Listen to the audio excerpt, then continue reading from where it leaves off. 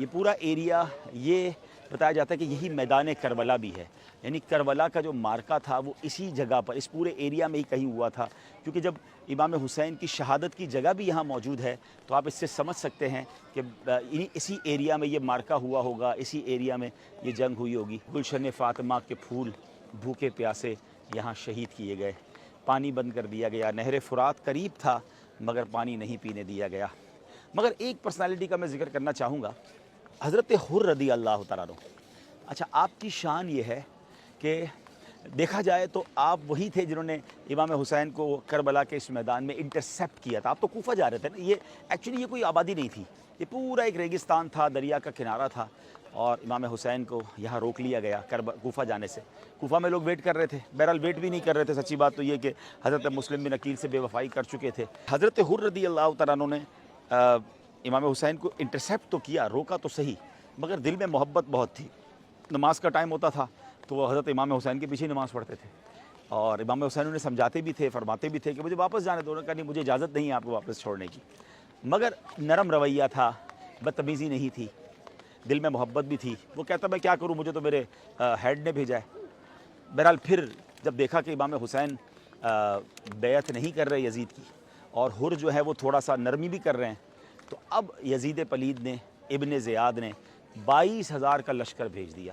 22,000 لوگ کس کے مقابلے کے لیے آئے؟ 72۔ انہیں پتا تھا کہ یہ وہ عظیم ہستیاں ہیں جو مولا علی کا خون ہیں، یہ چند لوگوں سے ان سے مقابلہ نہیں کیا جا سکے گا۔ بہرحال اب جب 22,000 کا لشکر بھی آ گیا اور جنگ قریب ہو گئی شروع ہونے کے، امام حسین نے جب خطبہ دیا 10 محرم کو کہ لوگوں سوچو میں کون ہوں، میں کس کا نواسا ہوں، اور ایسا مت کرو میرے ساتھ، تم اللہ کے رسول کو کیا جواب دو گے؟ تو اب کیا ہوا ناظرین، حضرت حر کے دل کی دنیا بدل گئی۔ حضرت حر جو ہیں وہ ان کو بہت زیادہ کہتے ہیں تھر تھرانے لگے، کانپنے لگے۔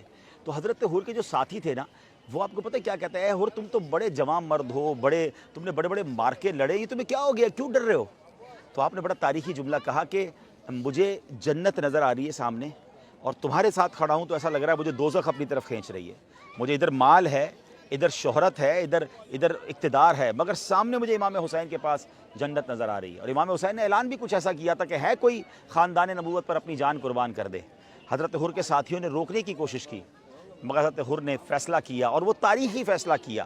ناظرین اس مومنٹ کو یاد کیجئے گا، میں کچھ آپ سے بات کرنا چاہتا ہوں۔ اس 1 منٹ کا جو فیصلہ تھا، وہ نہ کرتے فیصلہ، سوچتے ہی رہ جاتے، تو آج دنیا میں انہیں کوئی نہ پہچانتا۔ ہم 22,000 یزیدیوں میں کس کا نام پتہ ہے؟ کتنوں کا نام ہمیں پتہ ہے؟ آپ بھی دنیا میں کہیں چلے جاتے، اور اگر ہوتے تو شاید ایسا نہ ہوتا، تو لوگ انہیں بھی ملامت کر رہے ہوتے۔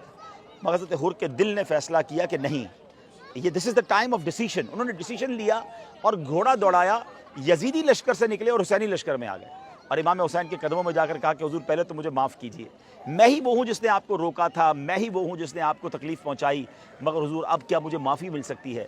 امام حسین تو خاندان نبوت کے چشم و چراغ ہیں نا، نبی پاک کے نواسے ہیں، آپ نے فرمایا تمہیں معافی ہے۔ اب انہوں نے کہا حضور اجازت دیں، میں اب آپ کی طرف سے لڑوں گا۔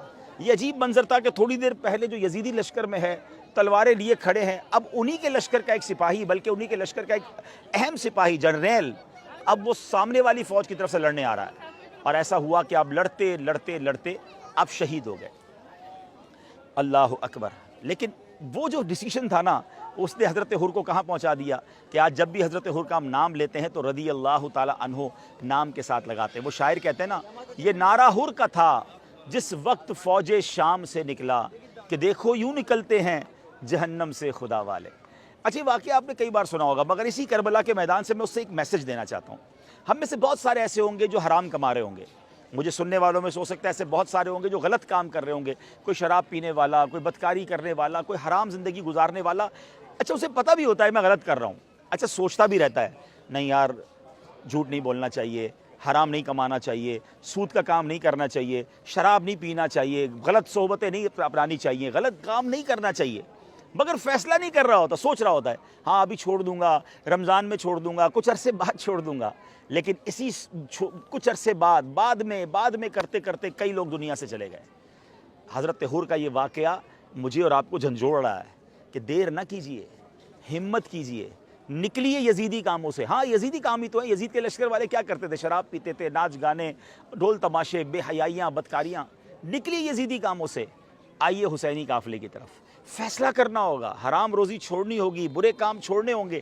یہ 1 منٹ کا ڈیسیشن جو ہے نا آپ کو یزیدی کاموں سے نکال کر حسینی کے امام حسین کے قدموں میں لے آئے گا۔ کربلا کے میدان سے دیا ہوا یہ میسج امام حسین اور حضرت عباس کے دونوں مزارات کے درمیان میں کھڑے ہو کر جو میں پیغام دے رہا ہوں، اللہ کرے یہ دل میں اتر جائے میری بات، اللہ کرے کہ ہمیں ان کی باتوں سے ہمیں یہ فیضان مل جائے، ان فضاؤں سے بھی یہ فیضان مل جائے کہ ہم سب اب امام حسین کا روضہ ہمارے سامنے ہے۔ تو پیغام قبول کیجئے، زندگی میں تبدیلی لائیے، آئیے حسینی کاموں کی طرف۔ حسینی کام کیا ہے؟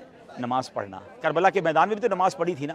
اچھا یہاں بیویاں بھی تھیں، خاندان نبوت کی خواتین تھیں، گھر کے نوجوانوں کی لاشیں پڑی ہیں مگر پردہ نہیں چھوڑا۔ تو میری بہنیں بھی کربلا کے میدان سے پیغام لے کے اب پردہ کریں گی۔ حسینی کام کیا ہے؟ نمازیں ہیں، دعائیں ہیں، سجدے ہیں، صبر بھی تو ہے نا۔ ہم میں سے بہت سارے اس وقت وہ ہوں گے جو کسی تکلیف میں ہوں گے، کوئی بیمار ہوگا، کوئی قرضے میں ہوگا، کسی کی فیملی پرابلمز ہوں گے، مگر شکوے ہیں، شکایات ہیں، اللہ کی بارگاہ میں کمپلینز ہیں۔ یہ میدان بتا رہا ہے کہ زباں پر شکوے رنج و الم لایا نہیں کرتے، نبی کے نام لیوا غم سے گھبرایا نہیں کرتے۔ میرے پیر و مرشد فرماتے ہیں نا، پیارے مبلغ معمولی سی مشکل پہ تو گھبراتا ہے، دیکھ حسین نے دین کی خاطر سارا گھر قربان کیا۔